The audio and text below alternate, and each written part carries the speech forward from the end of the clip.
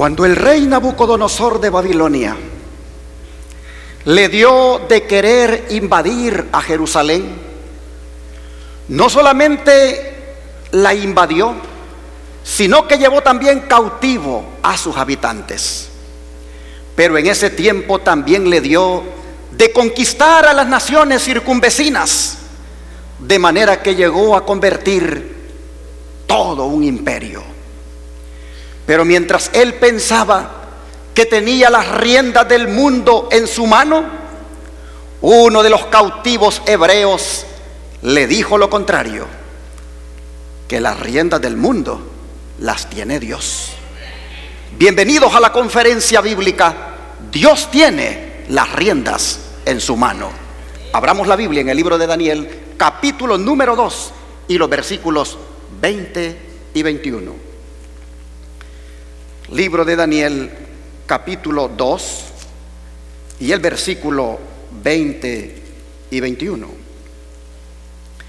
Y la palabra del Señor dice así: y Daniel habló y dijo: sea bendito el nombre de Dios desde la eternidad hasta la eternidad, porque suya es la sabiduría y el poder. Él cambia los tiempos y las sazones, quita reyes y pone reyes, da la sabiduría a los sabios y la ciencia a los entendidos. ¿Estamos de acuerdo con estas palabras, hermanos? Estas palabras son parte de la alabanza que expresó Daniel el día que Dios le revelara los misterios dados en un sueño al rey Nabucodonosor, y por el cual la vida de él y de sus compañeros estuvo en juego. Pero qué palabras: Dios quita reyes y pone reyes.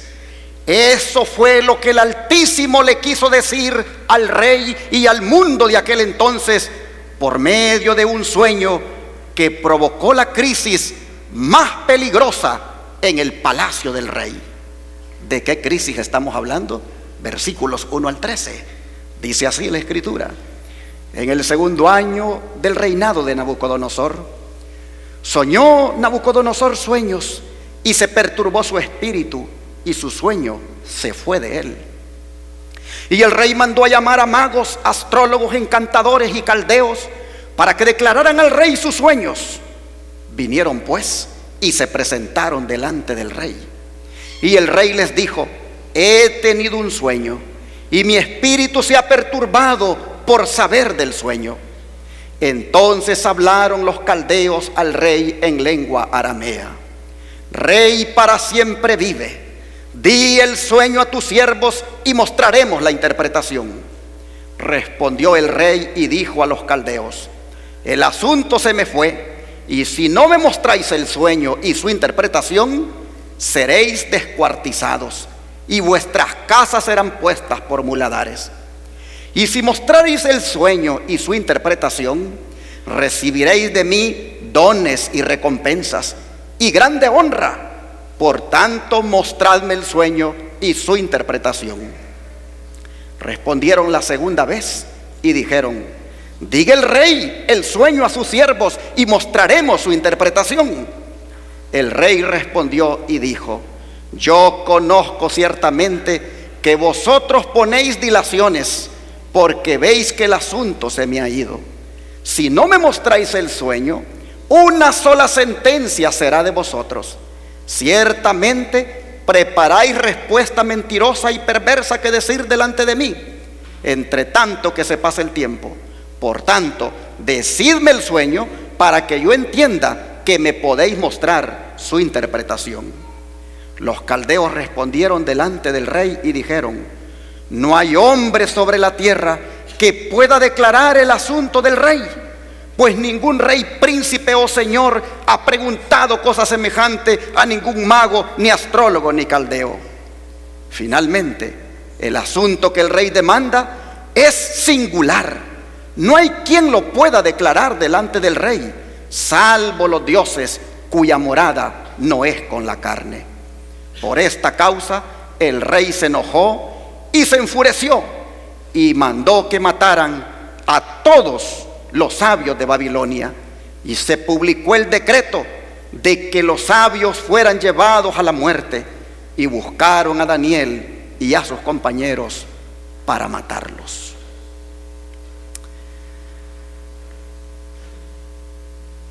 ¿Por qué razón se le había olvidado el sueño al rey? ¿Y por qué estos hechiceros, astrólogos, magos, encantadores y caldeos no pudieron revelar el sueño? ¿Por qué razón? Por lo menos por dos razones que nos da la mensajera del Señor. Alguien podría preguntar, ¿por qué este pastor, siempre que predica, interpreta la Biblia a la luz de los escritos de esta mensajera del Señor, Elena White? Porque, mis hermanos, es más seguro interpretar la Biblia a la luz del don de profecía que Dios le dio a esta sierva que a la luz de los teólogos modernos de hoy.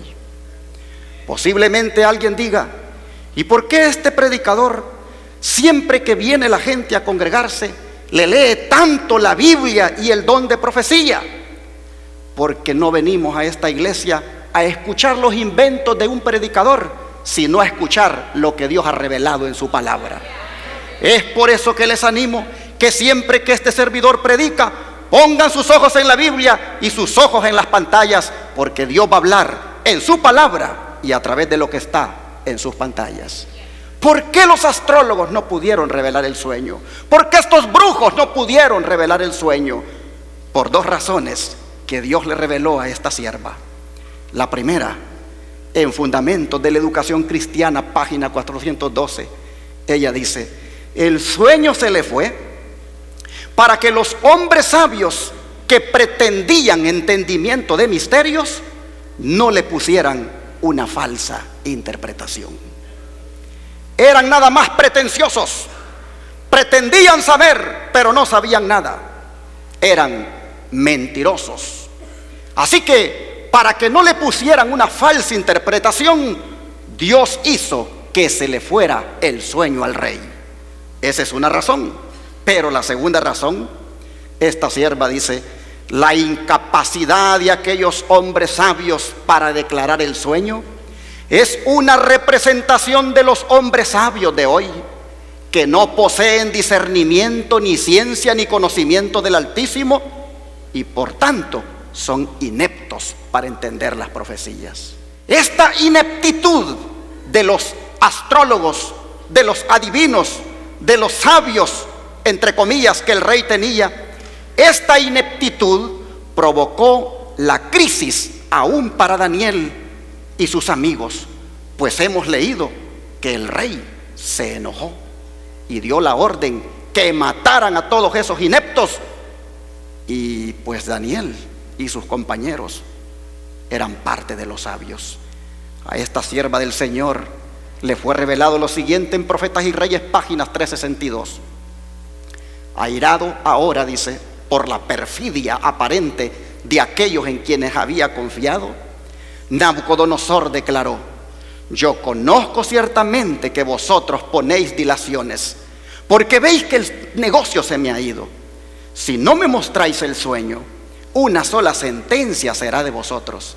Ciertamente preparáis respuesta mentirosa y perversa que decir delante de mí, entre tanto que se mude el tiempo. Por tanto, decidme el sueño para que yo entienda que me podéis mostrar su declaración. Amedrentados, sigue diciendo esta sierva, por las consecuencias de su fracaso, los magos procuraron demostrar al rey que su petición no era razonable y que la prueba exigida superaba a cualquiera que se hubiese requerido de hombre alguno. Dijeron: no hay hombre sobre la tierra que pueda declarar el negocio del rey. Además de esto, ningún rey, príncipe ni señor ha preguntado cosa semejante a ningún mago, ni astrólogo, ni caldeo. Finalmente dijeron: el negocio que el rey demanda es singular y no hay quien lo pueda declarar delante del rey, salvo los dioses cuya morada no es con la carne. Entonces el rey con ira y con grande enojo, mandó que mataran a todos los sabios de Babilonia. Todos los sabios. Daniel y sus compañeros estaban entre los sabios. Así que la crisis ahora les llega a ellos también y la tienen que enfrentar. Pero miren cómo ellos la enfrentan. Versículo 14 al 19 ahora. Entonces Daniel habló avisada y prudentemente a Arioc, capitán de la guardia del rey, que había salido para matar a los sabios de Babilonia. Habló y dijo a Arioc, capitán del rey: ¿cuál es la causa por la que este decreto se publique de parte del rey tan apresuradamente?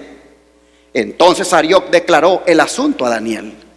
Y Daniel entró y pidió al rey que le diese tiempo y que él mostraría la interpretación.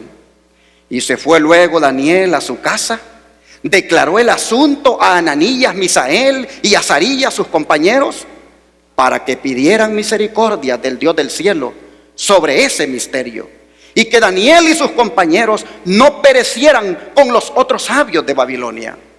Entonces el secreto fue revelado a Daniel en visión de noche, por lo cual bendijo Daniel al Dios del cielo.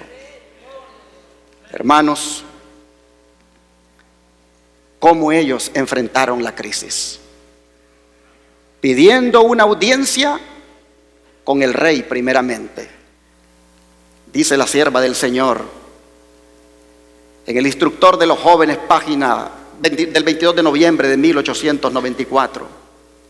Daniel, dice, se presentó ante el rey y suplicó tiempo para llevar el asunto ¿ante quién?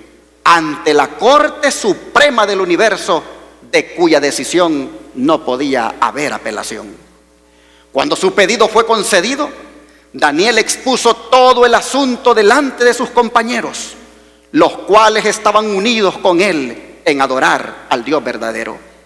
El asunto fue cabalmente considerado y con las rodillas dobladas suplicaron a Dios por poder y sabiduría que les ayudase a prevalecer en su gran necesidad. Pidieron a Dios que arreglara de tal manera las cosas para que no tuvieran que perecer con el resto de los hombres sabios de Babilonia. Y en Profetas y Reyes, página 362, dice esta mensajera: juntos pidieron sabiduría a la fuente de luz y conocimiento.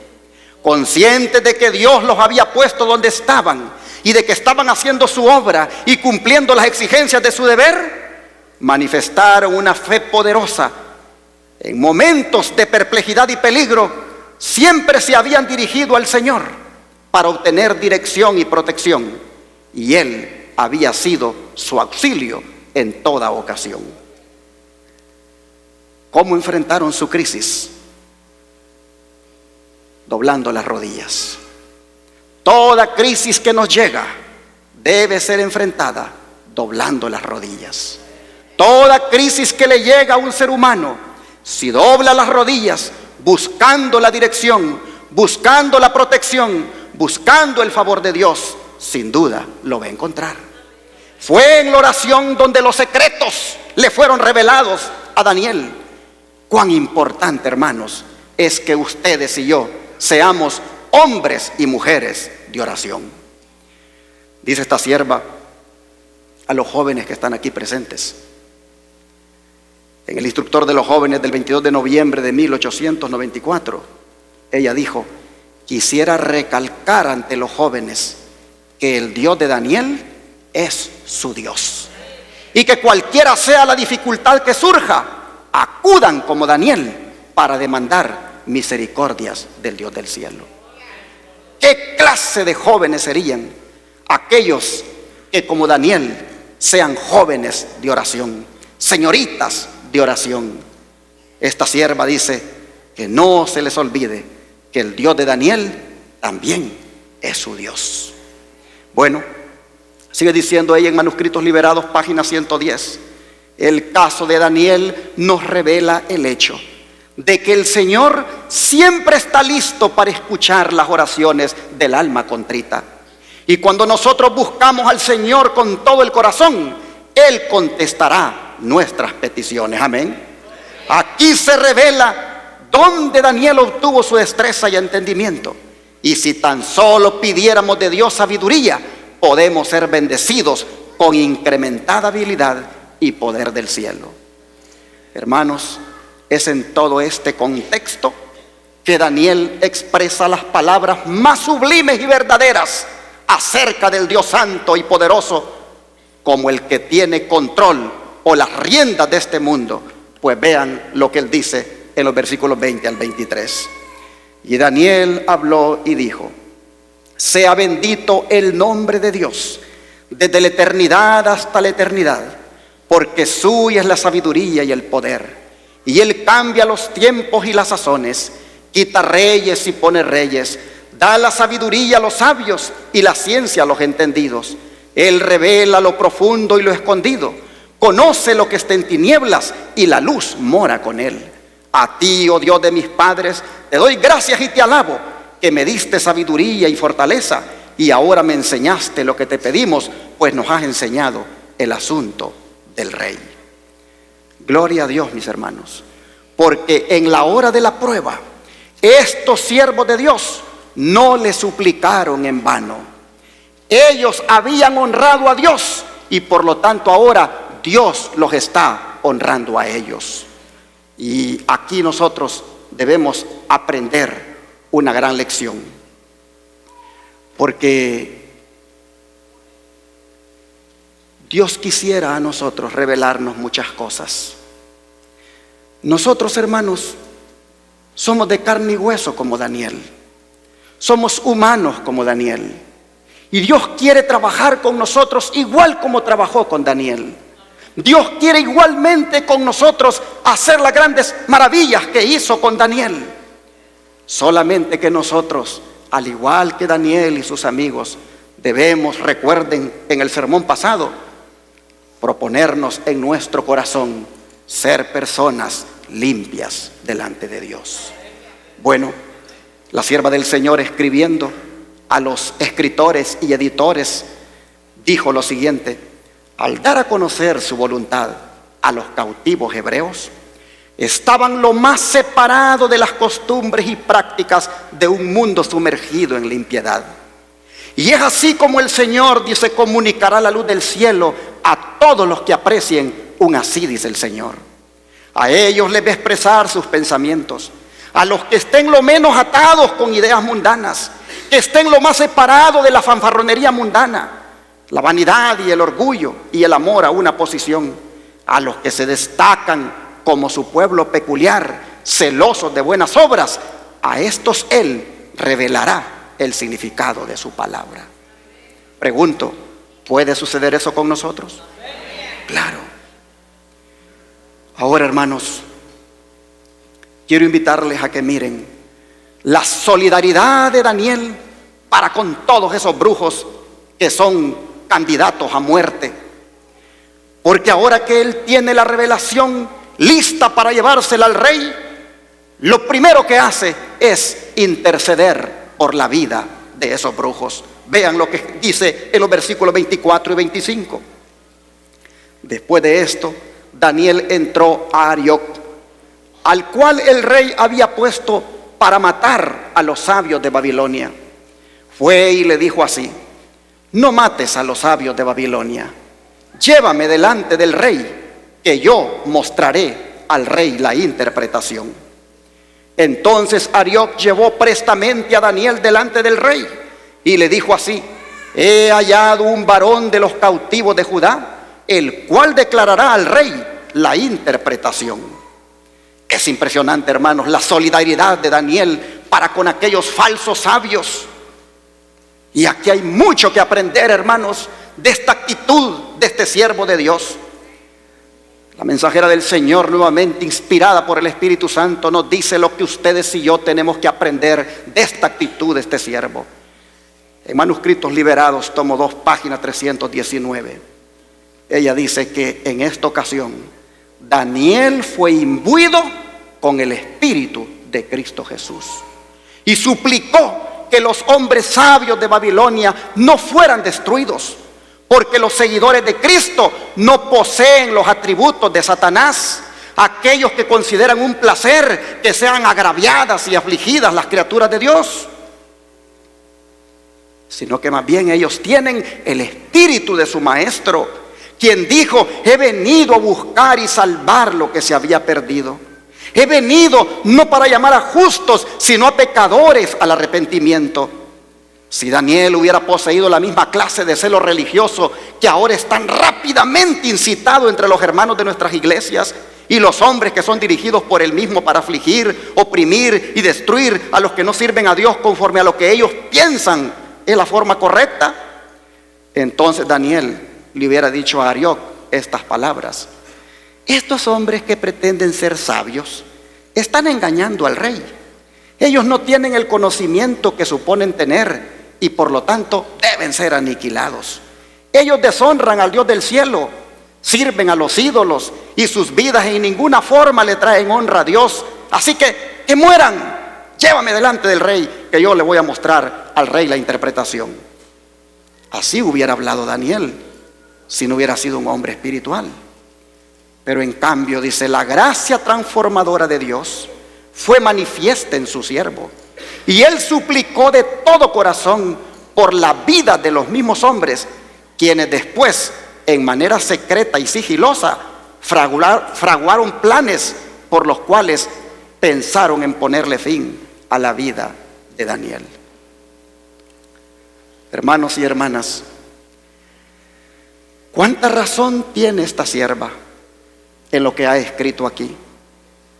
Si los hermanos en las iglesias de hoy manifestáramos el mismo espíritu de Daniel, que no fuéramos vengativos ni con la iglesia ni con los hermanos, ¿cuán cerca estaríamos del modelo Cristo Jesús?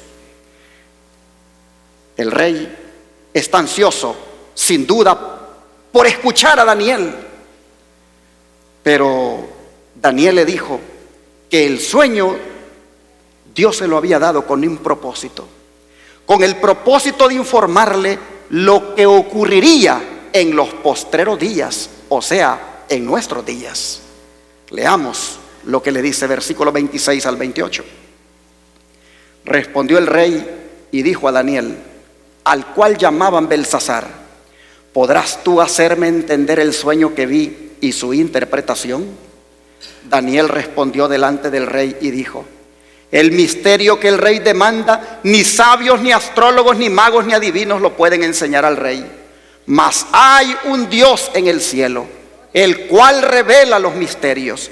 Y él ha hecho saber al rey Nabucodonosor lo que ha de acontecer en los postreros días.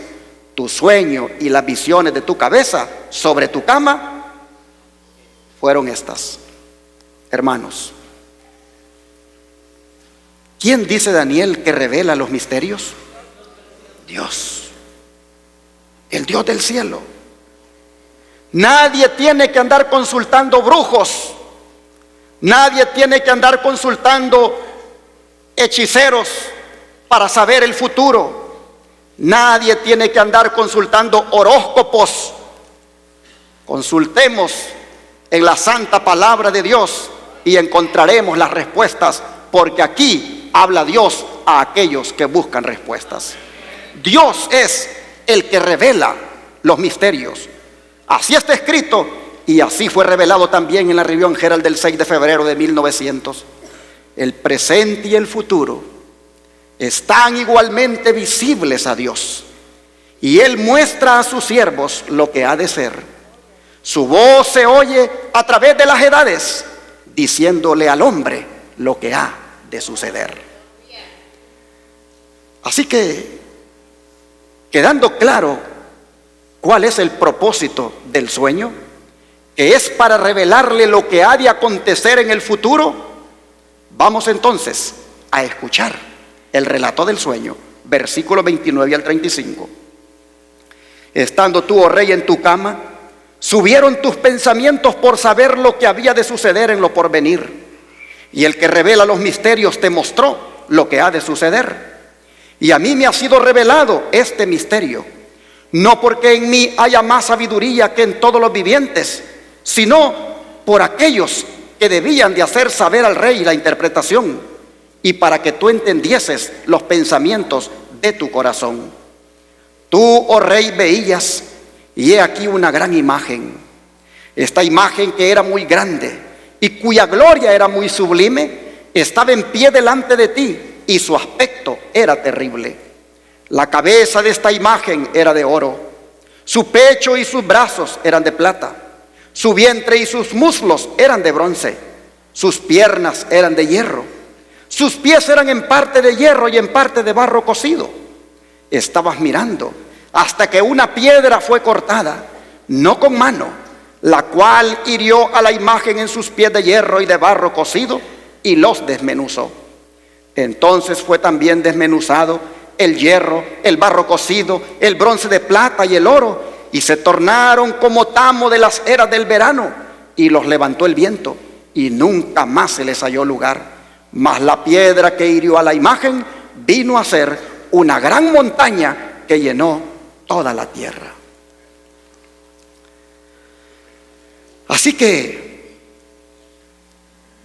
Dios quiso revelarle al rey, a través de esta imagen de oro, plata, bronce y hierro, lo que habría de acontecer al final de los días. ¿Qué se proponía Dios revelar?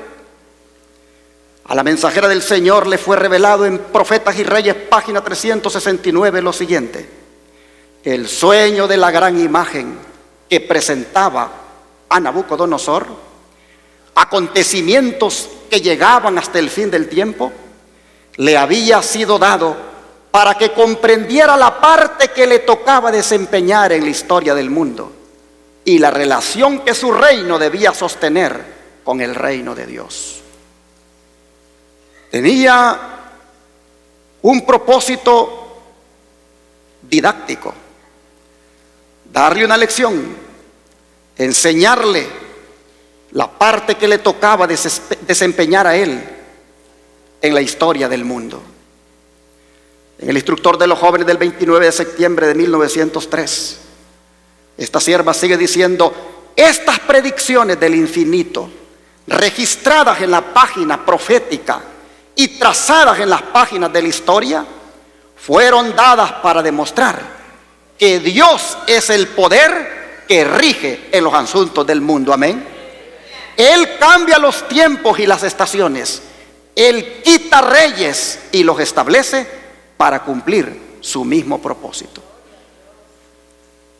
Sigue diciendo en esta misma revista del 8 de septiembre de 1903: el Señor estaba obrando en el reino babilónico.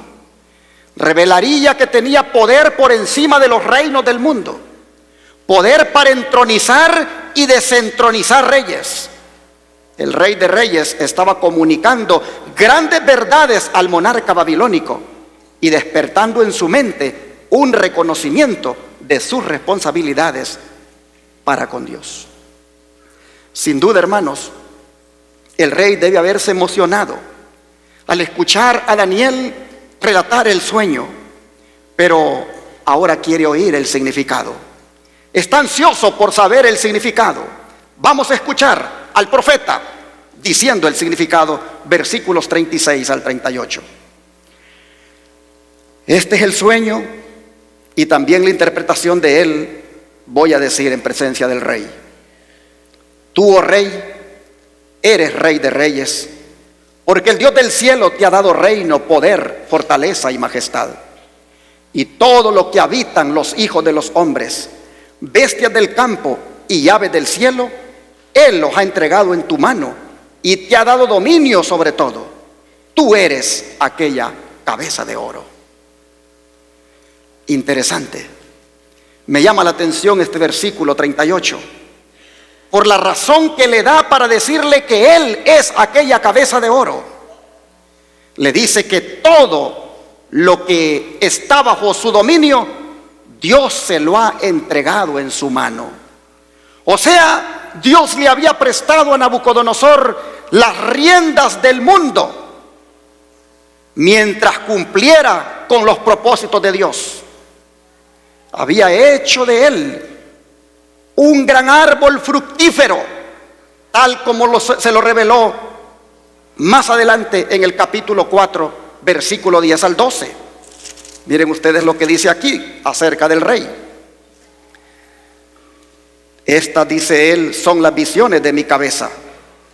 Cuando estaba en mi cama, me parecía que veía un árbol en medio de la tierra. Estoy leyendo capítulo 4, verso 10 en adelante.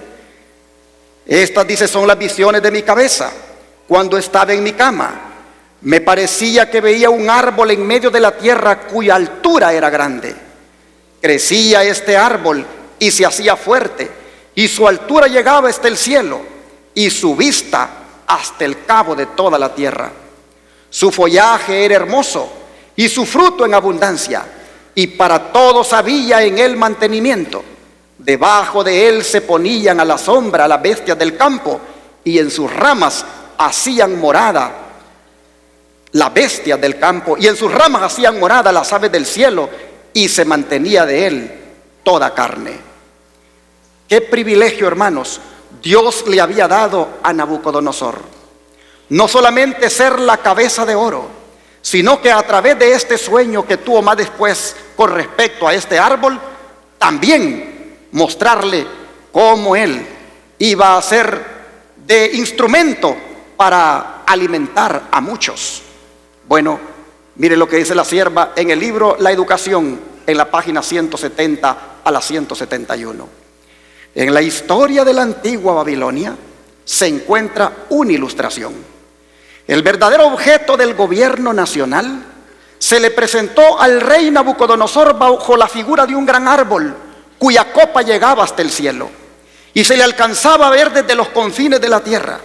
Su follaje era hermoso y su fruto abundante, y había en él alimento para todos. Debajo de él se ponían a la sombra las bestias del campo, y en sus ramas hacían morada las aves del cielo. Esta figura muestra el carácter de un gobierno que cumple el propósito de Dios, un gobierno que protege y edifica a la nación. Dios ensalzó a Babilonia para que pudiera cumplir ese propósito.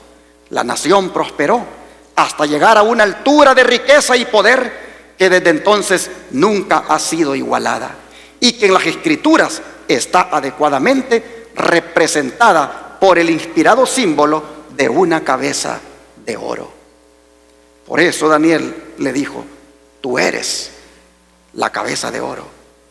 Pero si la cabeza de oro representaba a Nabucodonosor y a su reino Babilonia, ¿qué representaban los otros metales de la imagen? Versículo 39 al 43, otra vez, vamos al capítulo 2 y leamos los versículos 39 al 43. Y aquí dice: después de ti se levantará otro reino menor que tú, y otro tercer reino de bronce, el cual dominará sobre toda la tierra. Y el cuarto reino será fuerte como hierro, y como el hierro desmenuza y pulveriza todas las cosas, y como el hierro que quebranta todas estas cosas, desmenuzará y quebrantará. Y lo que viste de los pies y los dedos, en parte de barro cocido, de alfarero, y en parte de hierro, el reino será dividido, mas habrá en él algo de fortaleza de hierro, según que viste el hierro mezclado con el barro cocido. Y por ser los dedos de los pies en parte de barro, en parte de hierro y en parte de barro cocido, en parte será el reino fuerte y en parte será frágil. En cuanto a lo que viste, el hierro mezclado con el barro, se mezclarán por medio de simiente humana, mas no se unirán el uno con el otro, como el hierro no se mezcla con el barro. Así que la imagen, nosotros vemos que la cabeza de oro es Babilonia. Y la historia, tanto extrabíblica como bíblica, en los libros de Esdras, Nehemías y más adelante en capítulos subsiguientes de aquí de Daniel, nos dice que quienes le sucedieron a Babilonia fueron Medo-Persia, Grecia, Roma. Y esto, hermanos, es confirmado por esa sierva de Dios que apenas llegó hasta tercer grado de estudio. Y el Señor le reveló el significado de esto y se lo confirmó. Pues vean lo que dice en el comentario bíblico Adventista tomo 4. La imagen, dice, mostrada a Nabucodonosor simboliza el deterioro del poder y la gloria de los reinos de la tierra. Babilonia, el reino medo-persa, los reinos subsiguientes fueron aún más viles y corruptos. Y en Profetas y Reyes ella dice: a cada nación que subió al escenario de acción se le permitió ocupar su lugar en la tierra para que pudiera determinarse si iba a cumplir los propósitos del vigilante y santo. La profecía describió el nacimiento y el progreso de los grandes imperios mundiales: Babilonia, Medo-Persia, Grecia y Roma. Con cada uno de ellos, como con las naciones de menos potencia, la historia se repitió. Cada uno tuvo su plazo de prueba. Dios prueba a las naciones. Dios permite que las naciones surjan en la historia y lo hace para probarles si van a ser leales a Él. Pero ¿qué de los pies? Hemos leído que los pies eran, dice, en parte de hierro y en parte de barro cocido. ¿Qué significado tenía esta parte de los pies? Bueno, la historia registra que Roma se dividió en 10 partes, exactamente así como en los pies habían 10 dedos. Roma se dividió en 10 tribus bárbaras que llegaron a componer lo que ahora es Europa. Esas tribus bárbaras fueron los anglos, lo que hoy es Inglaterra; los francos, lo que ahora es Francia; los visigodos, lo que ahora es el norte de España; los suevos, lo que ahora es Portugal; los vándalos, lo que ahora es el sur de España; los germanos, lo que ahora es Alemania; los burgundios, lo que ahora es Suiza; los ostrogodos, lo que ahora es Austria; los lombardos, lo que ahora es Italia; y los érules, lo que ahora es el sur de Italia. Así, en los 10 dedos de aquellos pies estaba reflejado en lo que Roma se dividiría. La historia lo registra y todas estas tribus bárbaras llegaron a componer la Europa de hoy. Y en el Instructor de los Jóvenes del 22 de septiembre de 1903, esta mensajera dice: el gran imperio de Roma se deshizo en pedazos y de sus ruinas se levantó ese gran poder, la Iglesia Católica Romana. Y es verdad, justo allí, de ese imperio dividido, surgió la Iglesia Católica Romana. Así que hoy, dice esta sierva en Testimonios tomo 1, nuestra posición en la imagen de Nabucodonosor está representada por los dedos en estado de división y hechos de material que fácilmente se deshace, material que no se mantendrá unido. La profecía nos muestra que el gran día de Dios está sobre nosotros y se acerca con presteza. ¿Por qué decimos esto?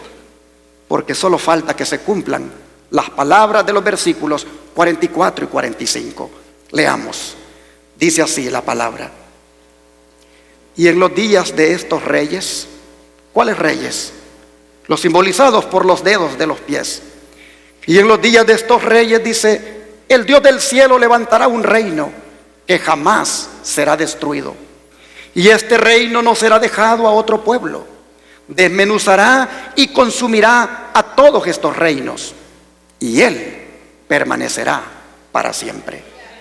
De la manera que viste que del monte fue cortada una piedra, no con manos, la cual desmenuzó al hierro, al bronce, al barro, a la plata y al oro, el gran Dios ha mostrado al rey lo que ha de acontecer en lo porvenir, y el sueño es verdadero y fiel su interpretación. Lo que Daniel está diciéndole al rey, ese cuarto imperio que se va a dividir en 10 partes, del cual surgirán 10 naciones, al final le está diciendo Daniel, ni esas naciones van a prevalecer, porque Dios va a establecer su reino y todas las potencias mundiales serán destruidas, tal como ha sido mostrado al rey a través de esa piedra que golpeó la imagen. Y esta piedra ha sido objeto de debates, pues unos dicen que representa a Cristo, otros dicen que representa la segunda venida y otros dicen que representa a los 144,000. Como adventistas, en su gran mayoría hemos estado familiarizados con la interpretación de que simboliza a Cristo en su segunda venida, pero no sé cuántos nos hemos familiarizado con la interpretación de uno de los prominentes pioneros del adventismo llamado Jaime White. Hay un libro de Jaime White titulado Adventismo Bíblico, el cual recopila 10 sermones, y en el sermón número 6 él hace una interpretación de esta piedra. Interesante que la interpretación que él hace, al estudiar los escritos de la sierva del Señor detenidamente, ella confirma la interpretación de Jaime, hablando del reino eterno que ha de suplantar a los reinos de ahora. Vean lo que Jaime White dice. El establecimiento del reino eterno, dice, es el resultado de una serie de eventos, el primero de los cuales ocurre antes de la destrucción de los gobiernos terrenales. Y pasa él a citar el texto: seguí mirando en las visiones nocturnas, y he aquí con las nubes del cielo venía uno como un hijo de hombre, que se dirigió al anciano de días y fue presentado ante él. Y le fue dado dominio, gloria y reino, para que todos los pueblos, naciones y lenguas le sirvieran. Su dominio es un dominio eterno que nunca pasará, y su reino uno que no será destruido. Eso está en Daniel 7, 13, 14. Y luego Jaime hace un comentario sobre eso y dice: el lenguaje describe una gran transición en el cielo.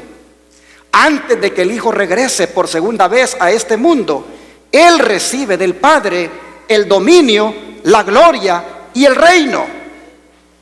El Dios del cielo, dice, forma el reino al investir con autoridad real a su Hijo antes de enviarlo a la tierra. Y luego dice: es al final de los 1000 años de Apocalipsis 20, después de la destrucción de todos los enemigos de Dios, que los santos del Altísimo se van a adueñar del reino y lo van a tomar como posesión eterna para siempre jamás. Entonces, dice, es que el reino con todas sus partes, el rey, los súbditos, el territorio y la santa ciudad como metrópolis serán completos. Y es entonces cuando la piedra llegará a ser una gran montaña y llenará toda la tierra.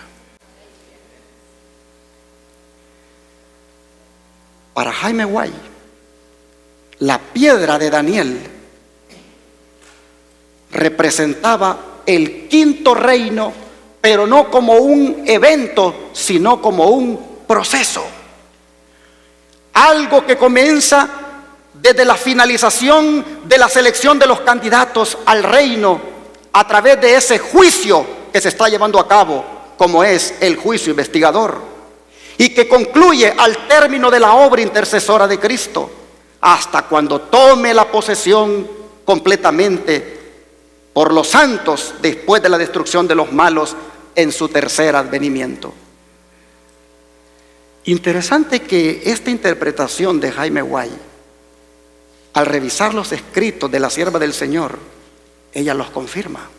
Pues vean, en Cristo en su santuario, ella escribió, página 115, la proclamación he aquí que viene el esposo, dada en el verano de 1844. En el tiempo señalado vino el esposo, no a la tierra como el pueblo lo esperaba, sino hasta donde estaba el anciano de días en el cielo, a las bodas, es decir, a recibir ¿qué cosa? Su reino. Miren cómo ella confirma lo que Jaime ha interpretado. Nuevamente ella ahora en Testimonios Selectos, tomo 2, página 228, dice, cada caso había sido decidido ya para vida o para muerte. Mientras Jesús oficiaba en el santuario, había proseguido el juicio de los justos muertos y luego el de los justos vivos. Cristo había recibido su reino, puesto que había hecho expiación por su pueblo y había borrado sus pecados. Estaba completo el número de súbditos del reino. Se habían consumado las bodas del Cordero, y el reino y el dominio y la majestad de los reinos debajo de todo el cielo fueron dados a Jesús y a los herederos de la salvación, y el Señor había de reinar como Rey de reyes y Señor de señores. Y nuevamente vean ahora lo que dice en Cristo en su santuario, páginas 126 y 127. Y he aquí con las nubes del cielo venía uno como un hijo de hombre que vino hasta el anciano de días, y le hicieron acercarse delante de él, y le fue dado dominio, gloria y reino, para que todos los pueblos, naciones y lenguas le sirvieran. Su dominio es dominio eterno, que nunca pasará, y su reino uno, que no será destruido. La venida de Cristo que se describe aquí no es su segunda venida a la tierra. Él viene hacia el anciano de días en el cielo para recibir el dominio y la gloria y un reino que se le va a dar a la conclusión de su obra de mediador. Y en Recibiréis poder del 31 de mayo, ella escribió, cada caso ha sido fallado para vida o para muerte. Cristo ha hecho propiciación por su pueblo y borrado sus pecados. El número de sus súbditos está completo. El reino y el señorío y la majestad de los reinos debajo de todo el cielo van a ser dados a los herederos de la salvación. Y Jesús va a reinar como Rey de reyes y Señor de señores. Y sigo leyendo con más pruebas que confirman lo que Jaime Guay había interpretado. En Cristo en su santuario, ahora página 116. Ella dice, Cristo, según el profeta Daniel, recibirá del anciano de días en el cielo el dominio, la gloria y el reino. Recibirá la nueva Jerusalén, la capital del reino, preparada como una novia, engalanada para su esposo. Después de recibir el reino, vendrá en su gloria como Rey de reyes y Señor de señores, para redimir a los suyos, que se sentarán con Abraham e Isaac y Jacob en su reino, para participar de la cena de las bodas del Cordero. Claramente, hermanos, la inspiración coloca la entrega del reino a Cristo al final de su obra mediadora. Legalmente allí se le corona. El número de los súbditos se ha completado, recibe la santa ciudad como la representante del reino, y después de su coronación es que se va a tomar la posesión más adelante. En todas estas declaraciones de la sierva del Señor, ella confirma lo que Jaime White dijo anteriormente, de que el reino, el quinto reino, ya está en acción, seleccionando a los súbditos que formarán parte de ese reino. En todo esto, uno se pregunta, ¿y qué es entonces lo que va a ocurrir en la segunda venida? Mire lo que esta sierva dice en Hijos e Hijas de Dios, en la página 360. El pueblo de Dios, dice, no puede recibir el reino antes que se realice el advenimiento personal de Cristo. En su estado presente el hombre es mortal, corruptible, pero el reino de Dios será incorruptible y sempiterno. Por lo tanto, en su estado presente el hombre no puede entrar en el reino de Dios. Pero cuando venga Jesús, concederá la inmortalidad a su pueblo y luego lo llamará a poseer el reino del que hasta aquí solo ha sido presunto heredero. En otras palabras, en la venida de Cristo, lo que se hace es el llamado a poseer el reino, porque ya se ha hecho la transformación y ya se le ha dado al hombre la inmortalidad.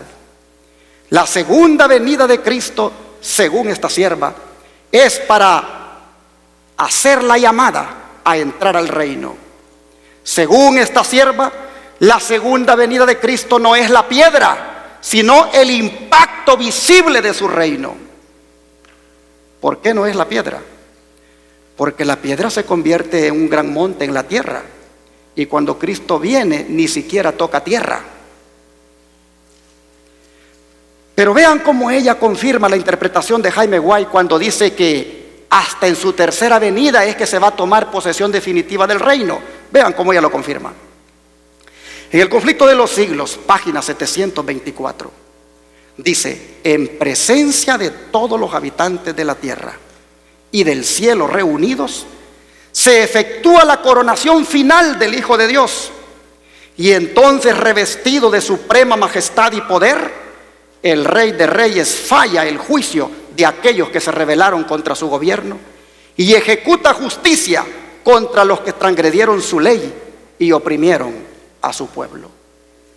Y todo esto, hermanos, está basado en el capítulo donde ella está hablando de lo que ocurre al final de los 1000 años. Así que ella confirma la interpretación de Jaime White, de que hasta entonces es cuando completamente se toma posesión del reino. Luego dice en Patriarcas y Profetas, página 755, el reino de Cristo se establecerá en la época del juicio final, cuando se dará la recompensa de los justos y el castigo de los impíos, cuando todos los que se oponen a la soberanía de Cristo hayan sido destruidos. Los reinos de este mundo se van a convertir en los reinos de nuestro Señor y de su Cristo. Hermanos, en la política humana, ustedes ven que no es inusual de que se elija un líder o presidente en una fecha y que tome posesión en otra. Así sucedió también con David, cuando fue ungido por Dios y reconocido por Dios como el representante legítimo y único. Cuando eso sucedió, Saúl todavía seguía en el trono. Tanto Jaime White como Elena White tenían bien claro este asunto, y desde el punto de vista divino, ellos ponen la toma de posesión del reino en definitivo hasta en la tercera venida. Hermanos, el mismo Dios que quita y pone reyes decide cuándo es que se hacen las transiciones gubernamentales. Con lo visto hasta aquí, podemos decir que Jaime White, y confirmado por Elena, creían que la piedra representa el quinto reino, pero en fases, desde su formación hasta su conclusión. Que la roca singular, o sea, el quinto imperio, representa el reino de Cristo y no a su persona. Aunque en otras porciones de las Escrituras la piedra o roca puede simbolizar a Cristo, quien es la piedra angular del quinto reino, el énfasis en Daniel 2 no es en lo individual, sino en reinos o imperios. Por lo tanto, no podemos salirnos de ese contexto. Así que quedan contestados algunos mitos. ¿Dice la hermana White que la piedra es la segunda venida de Cristo? No. ¿Tienen los adventistas una posición unitaria o común con respecto a la piedra? No. ¿Dice la hermana White que la piedra de Daniel 2 es Cristo? No. ¿Dice la hermana White que la piedra representa a los 144,000? No. ¿Hay revelación concerniente a cuándo se comienza a formar el reino? Sí. ¿Revela la hermana White el lugar correspondiente al segundo advenimiento de Cristo con respecto a la visión del capítulo 2 de Daniel? Sí. ¿Revela la inspiración cuándo es que la piedra se convierte en una montaña? Sí. Miren esta declaración que viene aquí. En Panfletos, página 150. Dice la sierva de Dios: Daniel, hablando de la destrucción de los reinos terrenales, vio cuando la piedra fue cortada de la montaña. E inmediatamente ella asocia ese texto con este otro. Y vi a los muertos grandes y pequeños estar de pie ante Dios. Y los libros se abrieron, y otro libro fue abierto, el cual es el libro de la vida. Y los muertos fueron juzgados por las cosas escritas en los libros según sus obras. Estas palabras están escritas en una reprensión que ella le hizo a los líderes adventistas. Aquellos líderes que, en el afán de tener todo bajo control, querían que la editorial de California estuviera bajo el control de ellos allá en Battle Creek, Michigan. Ella sabía los intereses que habían detrás de todo aquello, y por eso, amonestándolos, les dijo que tengan mucho cuidado con lo que están pensando hacer, porque muy pronto, les dice ella, en los registros celestiales, los casos de ellos podrían ser tomados. Porque Dios les dice en el capítulo 2 de Daniel, está hablando de reinos terrenales y habla de una piedra que se convierte en una montaña. Y luego ella dice: vi a los muertos grandes y pequeños estar de pie frente a Dios, y los libros fueron abiertos. Hermanos, en esta cita de Panfletos 150, que de paso está en inglés, si ustedes van al website del YST, busquen Panfletos 150 y la van a encontrar, y tradúzcanla. En esta cita, la hermana White claramente relaciona la piedra de Daniel 2 con el proceso del juicio investigador. La evidencia presentada en este análisis apoya la conclusión de que la piedra representa al quinto reino y que el proceso de cortarla en el santuario no es más que el proceso de selección de los miembros de ese reino eterno. Y es posible que esto no satisfaga a algunos, pero más que involucrarnos en un debate sobre esto, no perdamos de vista, hermanos, que en el cielo se están seleccionando los súbditos del quinto reino, y que nosotros nos aseguremos con la manera de vivir de que también seamos seleccionados. Pero cuando el rey Nabucodonosor supo de los planes de Dios para el mundo, ¿cuál fue su reacción y qué dijo? Veamos los versículos 46 y 47. Entonces el rey Nabucodonosor cayó sobre su rostro y se humilló ante Daniel y mandó que le ofrecieran presentes y perfumes. El rey habló a Daniel y dijo: ciertamente que el Dios vuestro es Dios de dioses y Señor de los reyes, y el que revela los misterios, pues pudiste revelar este misterio. Con aquella visión, o sueño mejor dicho, de aquella estatua dividida en metales, hermanos, lo que estaba el Señor mostrándole a Nabucodonosor era la historia del mundo desde sus días hasta hoy. Y así como las naciones o las grandes monarquías sirvieron a los propósitos de Dios, asimismo las naciones de hoy le van a servir, porque Dios levanta a las naciones para que le sirvan de acuerdo a sus propósitos. La sierva del Señor dice en este libro, en esta revista de Instructor de los Jóvenes del 29 de septiembre de 1903, centenares de años antes, dice, que llegaran a la plataforma de acción ciertas naciones, el Omnisciente vio a través de las edades y predijo mediante sus siervos, los profetas, el levantamiento y caída de los reinos universales. El profeta Daniel, al interpretar al rey de Babilonia el sueño de la gran imagen, una imagen simbolizando los reinos del mundo, declaró a Nabucodonosor que su reino sería seguido por otro reino. Su grandeza y poder en el mundo de Dios tendrían su tiempo y se levantaría un segundo reino, el cual también tendría su período de prueba para ver si exaltaría al único mandatario, el único Dios verdadero. No haciendo esto, su gloria se desvanecería y un tercer reino ocuparía su lugar. Probado por la obediencia o desobediencia, este también pasaría a la historia. Y un cuarto, fuerte como el hierro, subyugaría a las naciones del mundo. Estas predicciones del infinito, registradas en la página profética y trazadas en las páginas de la historia, fueron dadas para demostrar que Dios está gobernando en los asuntos de este mundo. Él cambia los tiempos y las estaciones. Él es el que quita y pone reyes para que cumplan sus propósitos. Lo que Nabucodonosor no sabía era lo que Dios había dicho de él mucho tiempo antes. ¿Qué había dicho Dios de Nabucodonosor? Vamos al libro de Jeremías, capítulo 43, versículo 10. Jeremías, capítulo 43, versículo 10.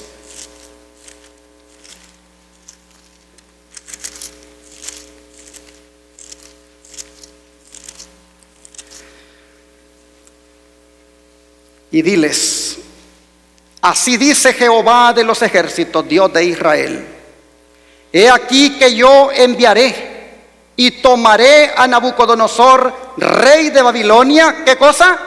Mi siervo, y pondré su trono sobre estas piedras que he escondido, y extenderá su pabellón sobre ellas. ¿Por qué Dios decía de Nabucodonosor, mi siervo? Porque simplemente iba a servir a los propósitos de Dios. Y yo pregunto hoy, hermanos y hermanas, ¿no creen ustedes que los presidentes que están siendo elegidos ahora, no creen ustedes que estos presidentes al final también han de servir a los propósitos de Dios? ¿No creen ustedes que en la elección de este presidente, Donald Trump, también cae en la categoría de que Dios quita reyes y pone reyes? Hermanos, si él cumpliera algunas palabras que ha dicho en materia religiosa, él estaría cumpliendo los propósitos de Dios. ¿Qué palabras? Como estas: quiero devolver, dijo, el poder a la iglesia.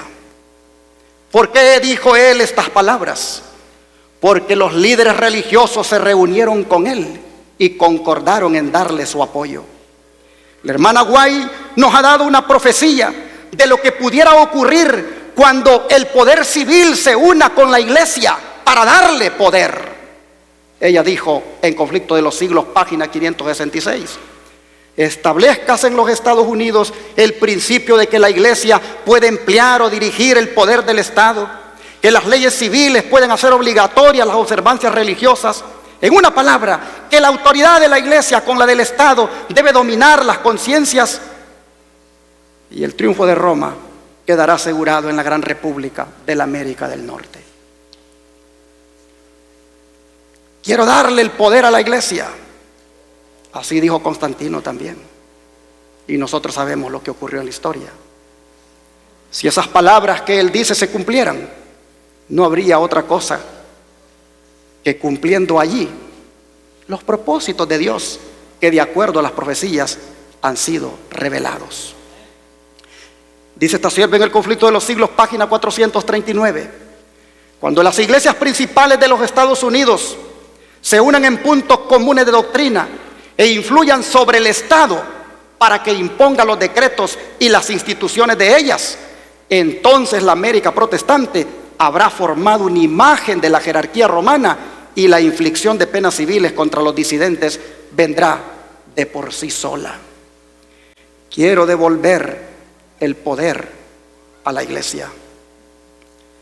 Díganme ustedes si no podría cumplir los propósitos de Dios según la profecía bíblica un presidente que cumpla estas palabras. Él sabe que el sábado es el día de reposo y no el domingo, pues su hija es guardadora del sábado al ser miembro de la religión judía. Y uno se pregunta, ¿cómo podría él entonces poner una ley dominical, por ejemplo? Pero cuando los propósitos de Dios se tienen que cumplir, hermanos, hasta las cosas imposibles pueden suceder. Así que no le tengamos ningún temor a sus políticas, porque Él llegará hasta donde Dios se lo permita. Si tuviéramos que salir de este país, no se nos olvide que en todas partes existe Dios y que Él es sustentador de todas sus criaturas. Por lo tanto, más que tener temor, miremos que se está cumpliendo lo que Dios dice, que Él quita reyes y pone reyes. Mientras los presidentes cumplan con los propósitos de Dios, Dios les permitirá que hagan lo que quieran hacer. Cuando ellos interfieran con los planes de Dios, Dios los quitará y pondrá a otros. Dice la sierva del Señor en la Review Herald del 6 de febrero de 1900. Reyes y príncipes toman sus posiciones al tiempo señalado. Ellos piensan que están realizando sus propios propósitos, pero en realidad están cumpliendo la palabra que Dios ha dado mediante sus profetas. Ellos desempeñan su parte en llevar a cabo el gran plan de Dios. Los acontecimientos entran en su cauce cumpliendo la palabra que el Todopoderoso ha dicho. El que ha tomado posesión ahora y va a tomar posesión otro en otro país, reyes y príncipes, nada más están tomando sus posiciones al tiempo señalado. Ellos ni siquiera saben que están realizando los propósitos de Dios. ¿Por qué razón? Por esto que dice esta sierva del Señor, que Dios va a emplear formas y medios que nos permitirán ver que Él está tomando las riendas en sus propias manos. Testimonios para los Ministros, página 300. No nos olvidemos de esta cita, que el que tiene las riendas en sus propias manos es Dios. No tengamos ningún temor, porque dice la palabra: no temáis, manada pequeña, porque he aquí que a vuestro Padre os ha placido daros el reino. Quisiera terminar leyendo lo que dice Apocalipsis 17, versículos 12 al 14. Apocalipsis 17, versículos 12 al 14.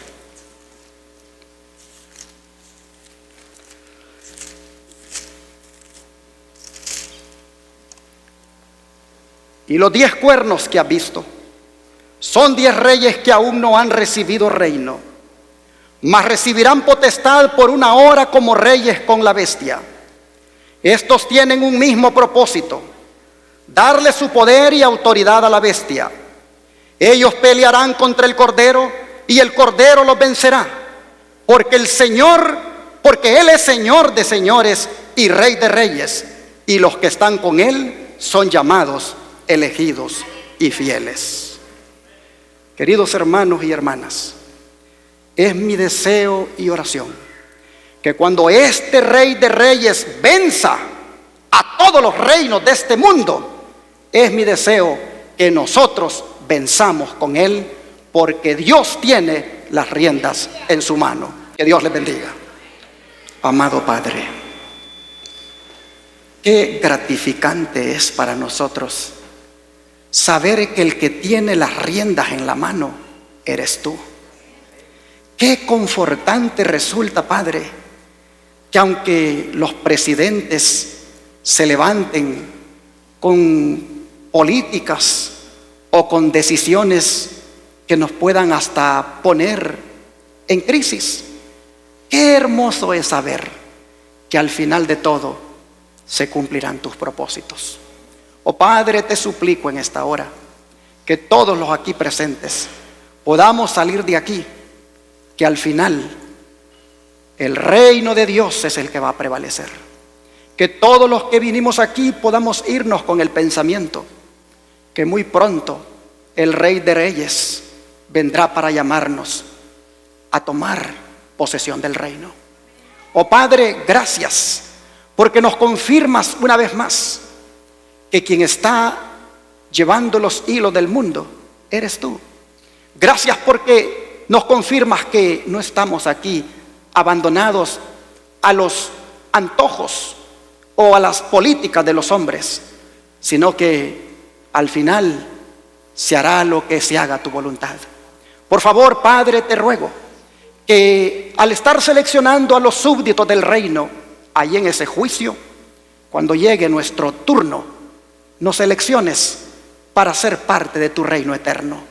Ayúdanos, Señor, para que cuando se agarre el nombre de cada uno de nosotros, se pueda dar el fallo de que somos idóneos para formar parte de tu reino eterno. Oh Dios, tú quitas los reyes y también los pones. Encárgate, Padre, del futuro de este país. Te ponemos en tus manos al presidente electo Donald Trump. Te pedimos por él, para que en medio de todas las palabras que ha dicho, al final prevalezcan tus planes. Te rogamos, Señor, para que tú llegues a su mente y le hables y le muestres la manera justa de gobernar.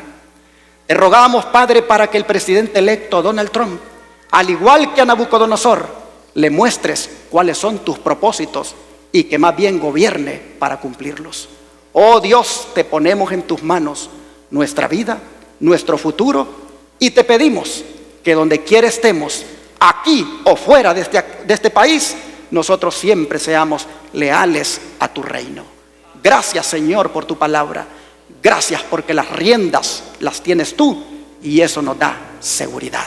Lo agradecemos en el nombre de Jesús. Amén.